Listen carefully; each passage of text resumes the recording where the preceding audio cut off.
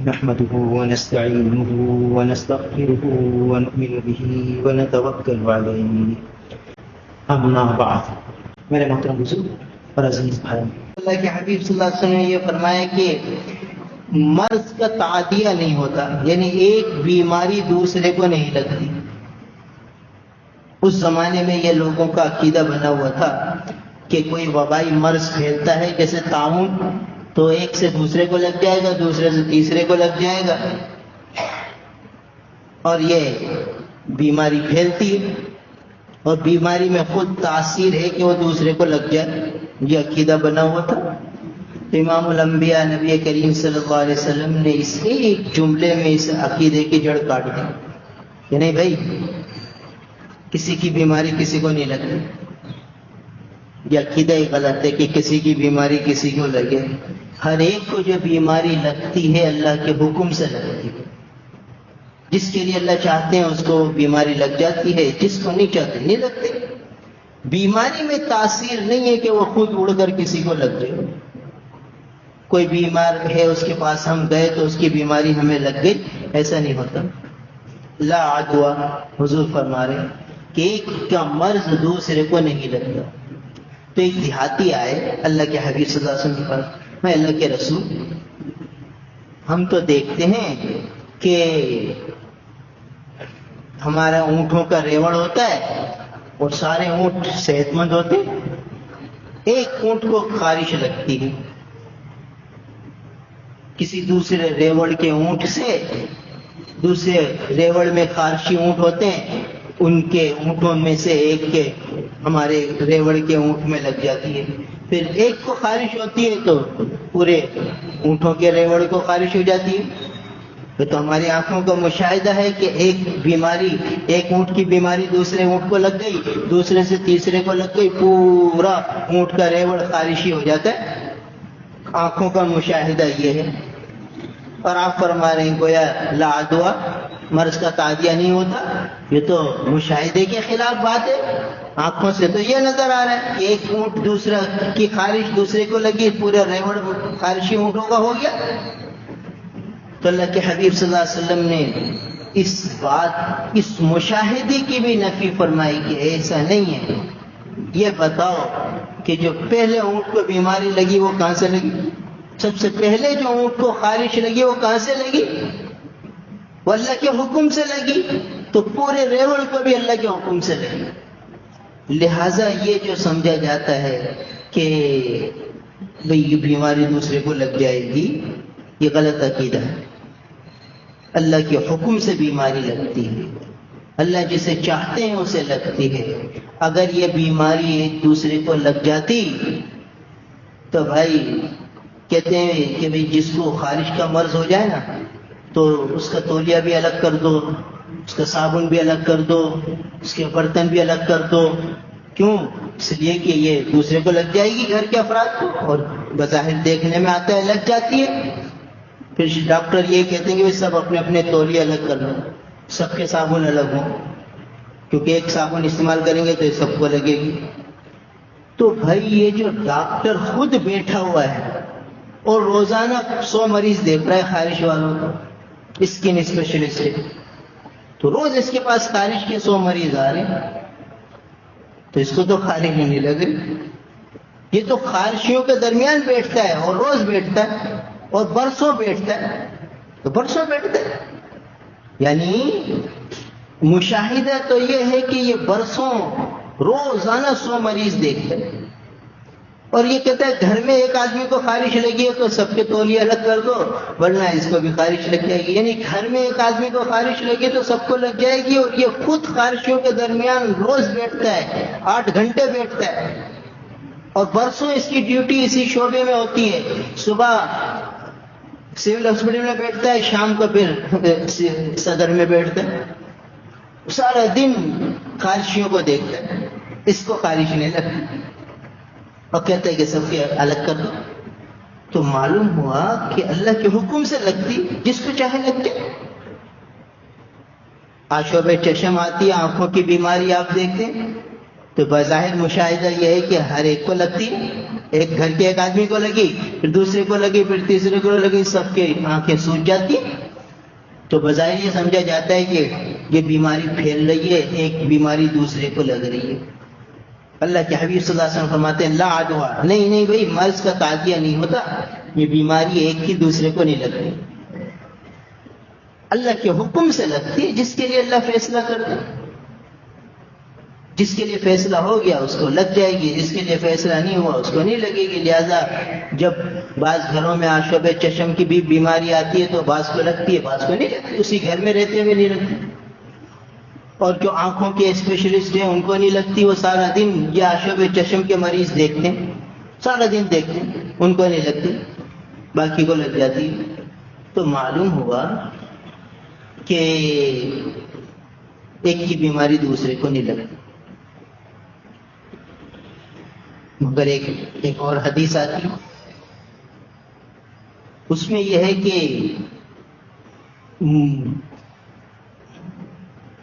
جذام کے مریض، جذام ایک مرض ہے جس میں کیا ہوتا ہے کہ سارے جسم پر خارش ہو جاتی ہے اور خارش میں سے پیپ نکلنے لگتی ہے، یہ مرض جذام کا۔ تو فرمایا مجذوم سے ایسے بھاگو جیسے شیر کو دیکھ کر آدمی ڈر کے بھاگتا ہے کہ ڈھیر شیر اس پر حملہ کر دے گا۔ تو تم مجذوم کو جب دیکھو کہ جس کے جسم پر یہ جذام کے نشان آ گئے ہیں اور اس میں سے پیپ رس رہی ہے، تو اس کو دیکھ کر ایسے بھاگو جیسے شیر کو دیکھ کے بھاگتے۔ شیر کو دیکھ کر آدمی کیوں بھاگتا ہے کہ شیر حملہ کر دے گا، چیر پھاڑ کر دے گا۔ تو معلوم ہوتا ہے کہ بھئی یہ بیماری بھی ایسی ہے کہ یہ لگ جائے گی، ایسا نہ ہو کہ تمہیں لگ جائے جانا بھاگ جاؤ۔ تو حدیث میں یہ بھی آتا ہے۔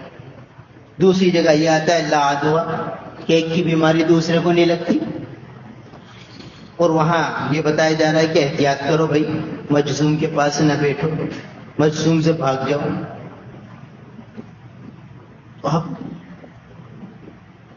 اب علماء امت اس قسم کی تعارض والی احادیث میں غور کرتے ہیں، پھر امت کے سامنے اس کا خلاصہ بیان فرماتے ہیں کہ دونوں حدیثوں میں تطبیق ہو جائے، کوئی اختلاف ظاہر نہ ہو، کیونکہ دونوں اللہ کے رسول کے فرامین ہیں اور دونوں وحی خفی ہیں، دونوں میں نور ہے، دونوں حق اور سچ ہیں۔ بظاہر تعارض ہے مگر حقیقت کی اس گہرائی میں جائیں گے تو کوئی تعارض نہیں ہوگا۔ تو علماء فرماتے ہیں کہ بات یہ ہے کہ ہمارا جو دین ہے نا، دین اسلام، یہ دین فطرت ہے۔ فطرت سلیمہ کو جو جو تقاضے لگے ہوئے ہیں اس سے متعلق ہمارے دین میں رہنمائی موجود ہے۔ تو انسان کی جو طبیعت ہے نا، وہ کیا ہوتی ہے، وہ اثر قبول کرتی ہے، اثر لیتی ہے کسی بھی چیز کا، کسی بھی چیز کا اثر لیتی ہے۔ یہ اللہ نے انسان کی طبیعت رکھی ہے۔ مثلا دیکھو، آپ کسی دکاندار کے پاس گئے، وہ مسکرا کر آپ سے بات کرتا ہے، آپ کی طبیعت خوش ہوتی ہے کہ یار بڑا اچھا آدمی ہے، یعنی اس کی مسکراہٹ آپ میں اثر کر گئی، آپ کو متاثر کر گئی۔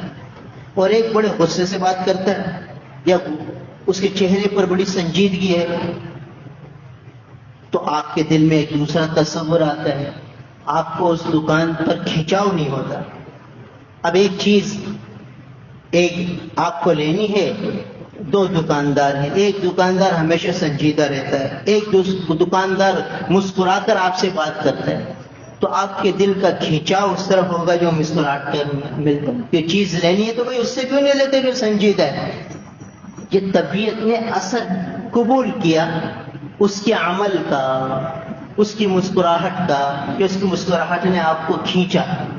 انسان کی طبیعت ہے، انسان کی فطرت ہے کہ وہ عمل، کسی کے عمل سے بھی متاثر ہوتا ہے، کسی کے گفتگو سے متاثر ہوتا ہے، کسی کی بات سے متاثر ہوتا ہے۔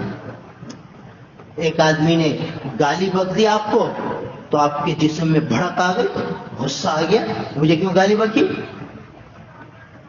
اور ایک نے آپ کو دعا دے دی، آپ کا دل خوش ہو گیا، یار کیسا اچھا آدمی ہے، مجھے دعا دے رہا ہے، آپ کا دل خوش ہو گیا۔ ایک جملہ دعائیہ اس سے دل خوش ہو رہا ہے، اور ایک جملہ گالی کا اس سے بھڑک آ رہی ہے جسم میں. ایک جسم میں آپ دیکھیے کیسے تبدیلی آ جاتی ہے ایک جملہ گالی کا. تو بتائیے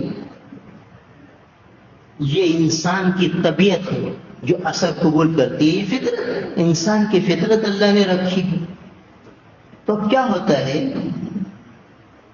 کہ جب آدمی مجذوم کے قریب جائے گا یا یہ بیمار کے قریب جائے گا جس کو خارش لگی ہوئی ہے، تو ہوگا تو اللہ کے حکم سے. آشوب چشم کے مریض کے پاس جائے گا تو ہوگا تو اللہ کے حکم سے. اس کو آشوب چشم یا اس کو خارش اللہ کے حکم سے ہوگی، مگر اس کا عقیدہ خراب ہونے کا خطرہ ہے. وہ یوں سمجھے گا کہ اس سے ہوئی، کیونکہ اثر قبول کرتی ہے، طبیعت اثر لیتی ہے. تو وہ یوں سمجھے گا کہ شاید اس کی وجہ سے مجھے لگتا ہے. تو عقیدہ کہیں خراب نہ ہو، اس کا ایمان خطرے میں نہ پڑے، اس لیے اللہ کے رسول صلی اللہ علیہ وسلم نے یہ بھی تاکید فرما دی کہ بھئی احتیاط بھی کر لو تاکہ عقیدہ خراب نہ ہو، تاکہ طبیعت کی، تمہاری طبیعت نے اثر قبول کیا ہے اور اللہ کے حکم سے مستقل تمہیں بیماری لگی ہے. اس مرض میں تاثیر نہیں تھی کہ اڑ کر تمہیں لگ جاتا ہے. تو تمہاری مقدر میں بیماری لکھی تھی اور اللہ کے حکم سے وہ مستقل تمہیں لگی ہے، مگر تمہاری طبیعت چونکہ کمزور ہے تو تم یہ سمجھ رہے ہو کہ شاید اس کی وجہ سے لگے. اس لیے فرمایا کہ احتیاط کرو. اور خود رسول اللہ صلی اللہ علیہ وسلم کا ہمارے مبارک کیا ہے کہ احادیث مبارکہ میں آتا ہے کہ ایک مجذوم، ایک جذامی شخص آئے تو اللہ کے رسول صلی اللہ علیہ وسلم نے ان کو اپنے ساتھ بٹھایا اور ان کا ہاتھ پکڑ کر پیالے میں ڈالا کہ کھاؤ کھانا. اور اس پیالے میں اس نے کھایا، اس میں حضور نے کھایا. اپنے عمل سے بتایا کہ یہ لگتی نہیں ہے بیماری، عمل یہ فرمایا اور احتیاط کا تقاضا یہ بتا دیا کہ بھئی انسان کی طبیعتیں ہوتی ہیں، مزاج ہوتا ہے. اب کیا ہے، اللہ تعالیٰ نے انسان کی قوت ارادی میں بڑی طاقت رکھی. قوت ارادی میں، قوت ارادی جس کی مضبوط ہوتی ہے وہ بڑی بڑی بیماریاں جھیل لیتا ہے، اس کو کچھ بھی نہیں ہوتا، برداشت کر جاتا ہے. اس پر بیماری حاوی نہیں ہوتی. بیماری ہوتی ہے، حاوی نہیں ہوتی. اور جس کی قوت ارادی کمزور ہو تو تھوڑی سی بیماری وہ اس کو اپنے اوپر حاوی کر لے گا، مسلط کر لے گا، اور وہ بیماری کے تصور سے بہت زیادہ بیمار ہو گئے. کیا ہوا، ہمارے ایک استاد تھے، وہ مٹھائی کی ان کی دکان تھی. وہ دو بھائی تھے، ایک بڑے بھائی تھے ایک چھوٹے بھائی. ہمارے استاد چھوٹے بھائی تھے. ہمارے استاد کو بھی شوگر کی بیماری تھی اور ان کے بڑے بھائی کو بھی شوگر کی بیماری تھی. اور ہمارے استاد کی قوت ارادی ذرا کمزور تھی تو اس لیے وہ شوگر کی وجہ سے ہر چیز سے احتیاط کرتے تھے، میٹھا کھانے سے اور جتنی چیزوں کا پرہیز تھا وہ پوری طرح پرہیز کرتے تھے اور ڈرتے رہتے تھے کہ کہیں شوگر بڑھ نہ جائے، شوگر بڑھ نہ جائے. یہ انہوں نے اپنے اوپر اتنا حاوی کر لیا تھا کہ ان کی شوگر بس احتیاط کے باوجود بڑی رہتی تھی. حالانکہ مرض تھا مگر یہ حاوی ہو چکا تھا تو احتیاط کے باوجود بڑھتی تھی شوگر. اور ان کے بڑے بھائی تھے، وہ دکان پر آتے تو جلیبی کھاتے، وہ جلیبی کھاتے اور کہتے کہ یار جب تک جلیبی نہیں کھاتا مجھے چین نہیں آتا. اور ان کی شوگر کنٹرول رہتی تھی. جلیبی کھانے سے شوگر کنٹرول لیتے ہی اور وہ احتیاط کر رہے ہیں، ان کی بڑھتی جا رہی ہے. یہ کیا ہے؟ یہ قوت ارادی ہے کہ جو جلیبیاں کھا رہا ہے اس کی قوت ارادی اتنی مضبوط ہے کہ یار کچھ نہیں ہوتا، اللہ کے حکم سے ہوتا ہے. بیماری ہے، ٹھیک ہے، شوگر ہے تو کیا ہو گیا. انہوں نے اپنے اوپر شوگر کی بیماری کو حاوی نہیں کیا تو بد پرہیزی کے باوجود وہ نقصان نہیں ہو رہا، اور جنہوں نے حاوی کر لیا پرہیز کے باوجود وہ بڑھتی جا رہی. تو قوت ارادی اللہ نے انسان میں ایسی رکھی. تو اللہ کے حبیب صلی اللہ علیہ وسلم نے ایک تو عقیدے کی درستگی فرما دی کہ لا عدوا، کہ بھئی یہ مرض کا تعدیہ نہیں ہوتا، کسی ایک بیماری میں یہ تاثیر نہیں ہے کہ دوسرے کو لگ جائے. مگر احتیاط بھی بتا دی کہ چونکہ انسان مختلف الطباع ہوتے ہیں، مختلف المزاج ہوتے ہیں، ہر ایک کا مزاج الگ ہوتا ہے، تو احتیاط کا تقاضا بھی بتا دیا کہ بھئی احتیاط کر لو تو بھی ٹھیک ہے، مگر سمجھنا یہی کہ اگر بیمار ہو جاؤ تو سمجھو اللہ کے حکم سے بیماری لگی ہے، اس کی وجہ سے نہیں بھی، اور احتیاط بھی کر لو تاکہ ایسا نہ ہو کہ تو عقیدے میں بگاڑ پیدا ہو اور یوں سمجھو کہ شاید اس کی وجہ سے بیماری لگی ہے۔